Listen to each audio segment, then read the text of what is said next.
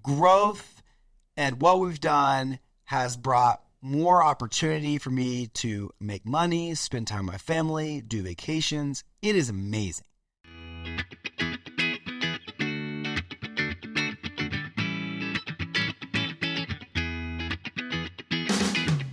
Welcome back to the Millennial Dentist Podcast, a podcast all about working smarter, not harder. Pushing dentists to go beyond dental school dentistry and build the practice of your dreams. Here is your host, the millennial dentist himself, Dr. Sully Sullivan. Welcome back, everybody, to the Millennial Dentist Podcast. Man, might have taken a couple weeks off. Honestly, I'm excited about this episode. It's a little bit of a real talk episode. We'll just jump into things.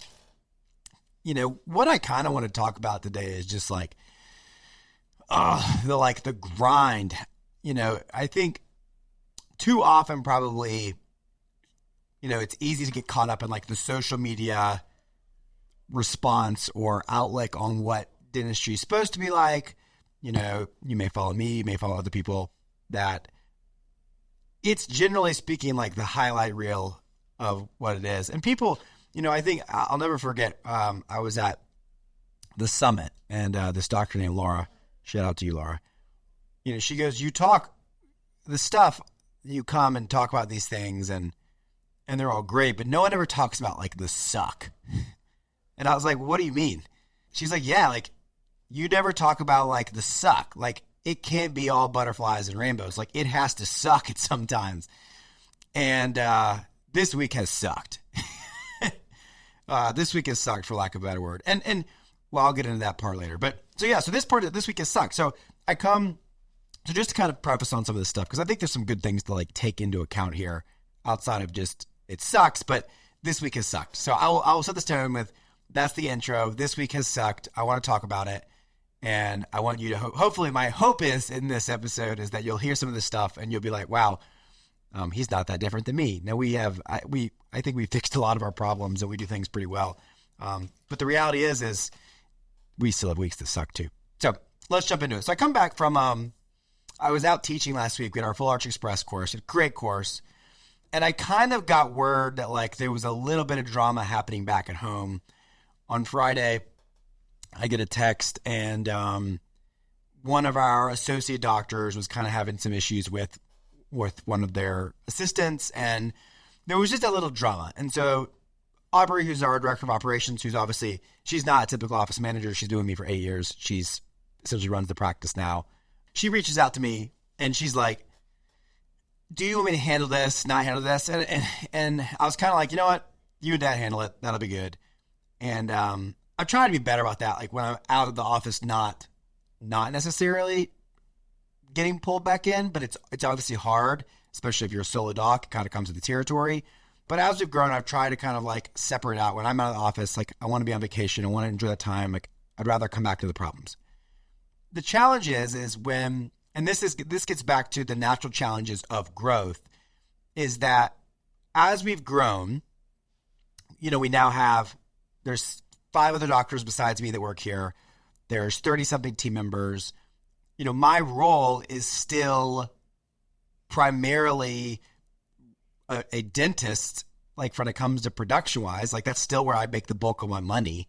Even if the practice does really well, I own 50% of a practice that spits out, you know, let's say it's 15, 20% profit. That's still not necessarily enough to what I want to live on. And I want to continue to grow, so I need some of that money to reinvest in the practice. So we traditionally preach at 3D Dentists that like we want you as the owner to live off your associate income. Therefore, I'm getting paid no different than any other dentist, 30% of my adjusted production or collections or whatever the number is.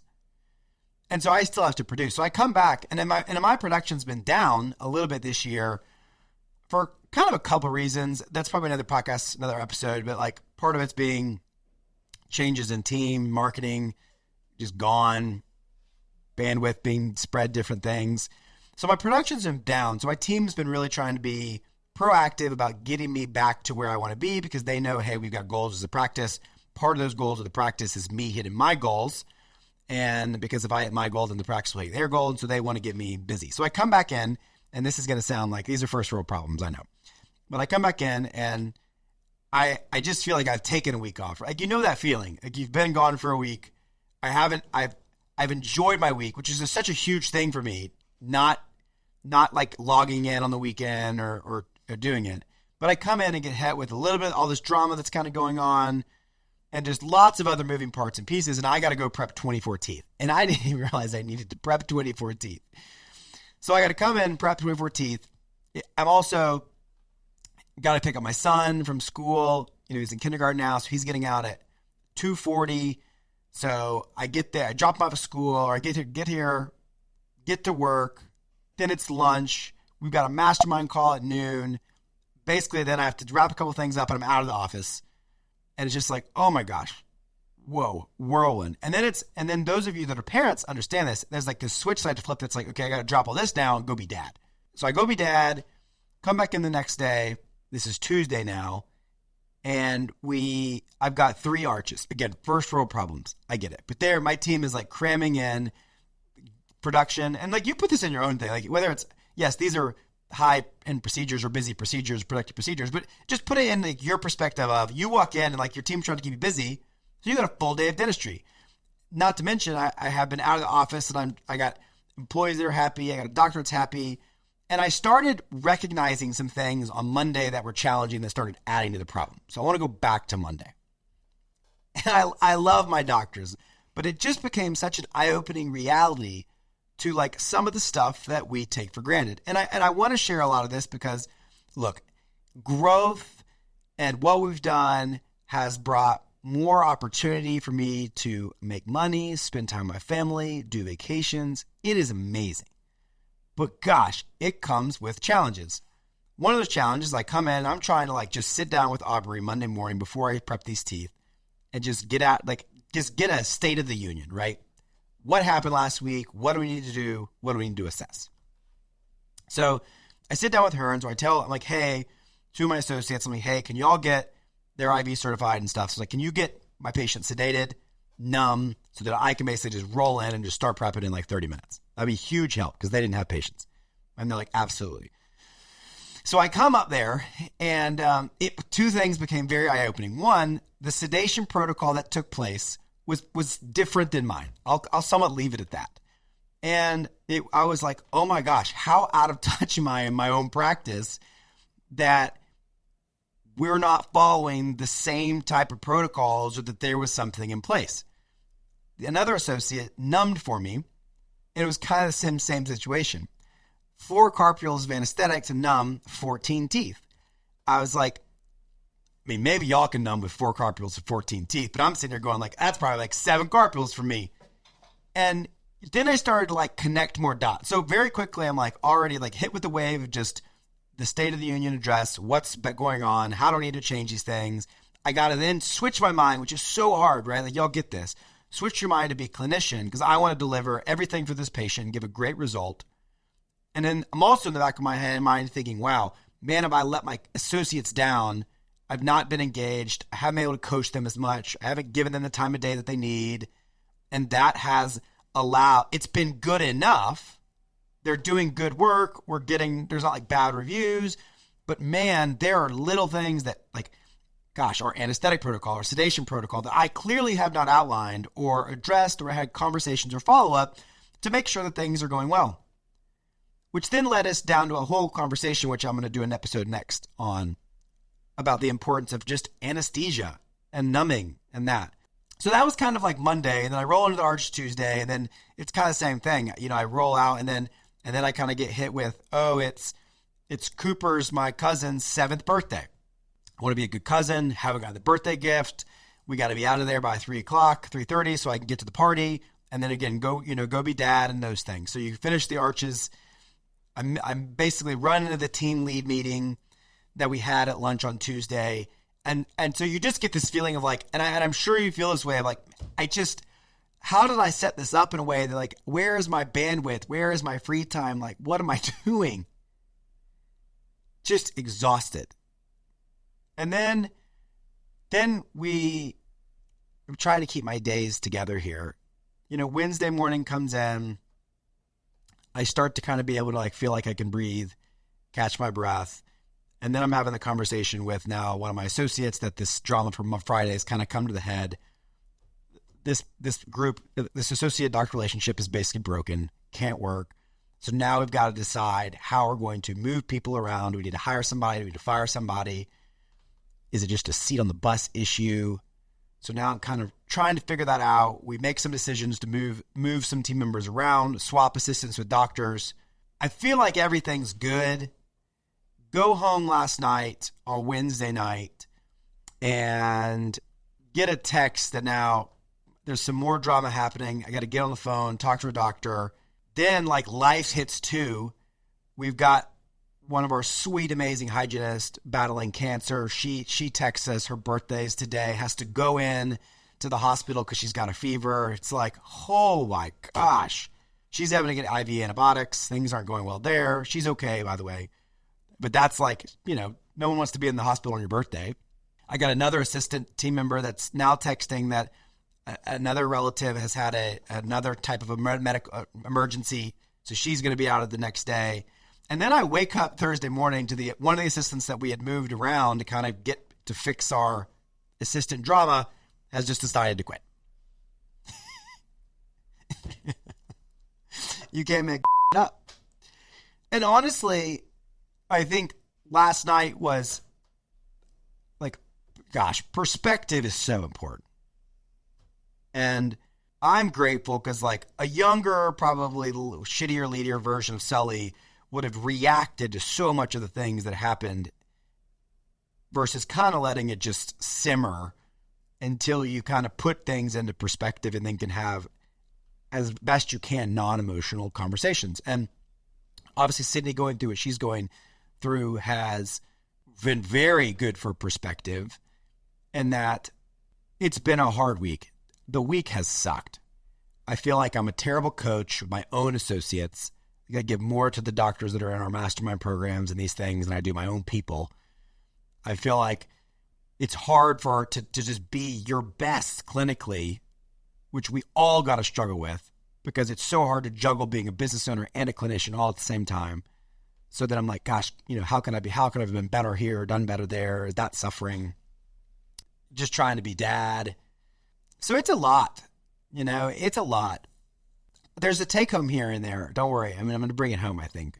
But yeah. And so I share all this just to, I guess, just from a standpoint of like, what we do isn't easy. I used to have a t-shirt that my dad got me that was like, where we grew up lake water skiing. And it was like, if you don't want to ski with the big dogs, stay on the dock. And I think it's fitting because it is kind of it's a reality check sometimes that's like, if you want greatness, just remember that greatness comes with a cost. Greatness comes with hard work, with suck. We have, it's interesting. One of our big sayings that we have in the mastermind program is that everything rises and falls off leadership. And it really is true. It's very easy to be a good dentist in a successful solo doc practice because it all rises and falls off you, more or less. I mean, you need a team around you, but you're the main producer. You produce 80% of the dentistry, most likely 70% of the dentistry. When you grow, it comes with a lot of things, a lot of unbelievably positives, like I mentioned. I mean, the fact that I get to drop my kid off at school every day and pick him up at school every day, yet my office is open outside of that, is a huge blessing that I'm given based off having a great team of people around me. The fact that I can be gone for a week, the fact that I can then come back and make up the production for the week based off the stuff I'm able to do. Like, there's so many good things that have come with this, but it does come with moments of suck, and you got to push through those moments. And I hope that sharing this will those of you that are in the moments will help you get over the hump and encourage you. And I think, the other thing I'm trying to figure out to do is some of the things that have been tangibly really good for me that I have to like reassess in these moments is, am I honoring like my commitments to my calendar, right? Like, I tend to get in trouble because I'll say yes to things that I shouldn't say yes to because I care, right? And so one of those things is like, I try to live by my Google Calendar. I try to block schedule my life. I try to allocate time to where when I get done with this and I walk out this door, that the stuff here goes away and I go home and I be family guy to the best that I can be. Or it's I go B3 to dentist person. And then like I've tried to then set up even within those things that like, hey, I can't do calls, I can't do meetings, I can't do certain things when I'm in SDP world, Sullivan Dental Partners world, because I got to give these people that time. And if you're looking at your life and gosh, I'm involved I coach my kids' teams, I'm in the Rotary Club, I'm in this club, I'm in dentistry, whatever it is you can't do it all the time. And I'll never forget, I was talking to Craig Spodek about this one time. I said, I just don't understand how you balance it all.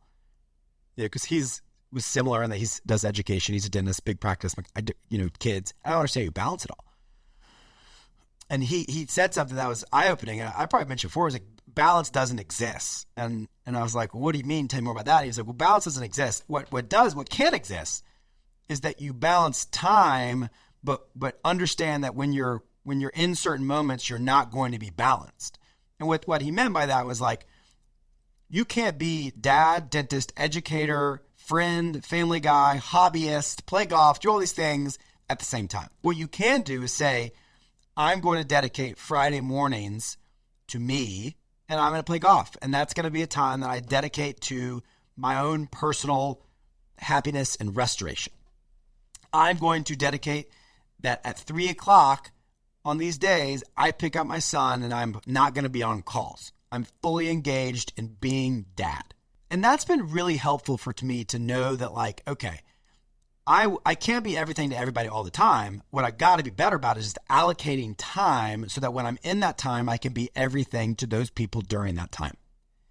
And then I got to honor that time. And that's hard enough as it is. But I think that's a really good way to look at it and describe it. And then that way you can, and then you let other people know this, because that I think is part of the accountability that's really important, is that I share with people and say, hey, spouse, this is a time where I've got to be dedicated to this. But then that you give that spouse dedicated time, that they're the number one, they're all the things. It's team members, it's doctors. Like I tried this on Wednesdays. Like Wednesday mornings is supposed to be my day that's dedicated to the associates. And I'm just there. And I've gotten lazy on that I coach them and I work with them. Like you got to decide the time that you're going to spend, where you're going to spend it, and you got to honor that time. So I think that's some practical advice. The week has good. So just to bring it all full circle, the arches went great. The clinical stuff went well. A team member quit. And, honestly, it's probably long-term. You could probably see that writing on the wall. I think the team member that's moved around now is in a better seat on the bus, a better fit, which is important.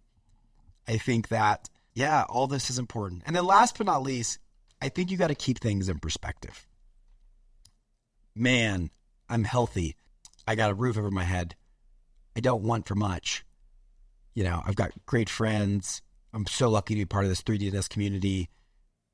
Like, not to be all emotional, but like, seeing Sydney go through what she's going through it's perspective, and that like, we just don't know. So I think it's important that we try to take things for grain of salt. So when you have a disgruntled employee, when you have the patient that's pissed off, that you can kind of add a drop of perspective. And I'll probably talk about it in another episode. Just, I started going to therapy a couple of years ago, and how important it's been for me to just, get my own self in a better position so that I can lead people well, so that I can encourage people well. And so that because that saying, you can't fill from an empty cup, is so true. Like, if you don't take care of yourself, if you don't fill yourself up, then you can't be what your team needs to be, what your family needs to be, all those things. So anyways, sorry for the emotional episode coming back after not being present for a while. But it's just been a whirlwind. And excited to kind of get back on it, and excited about finishing the year strong. And I hope all of you will do the same. So without further ado, y'all work smarter, harder. We'll talk to you next time. Thank you for listening to The Millennial Dentist. Visit us online at millennialdentist.com.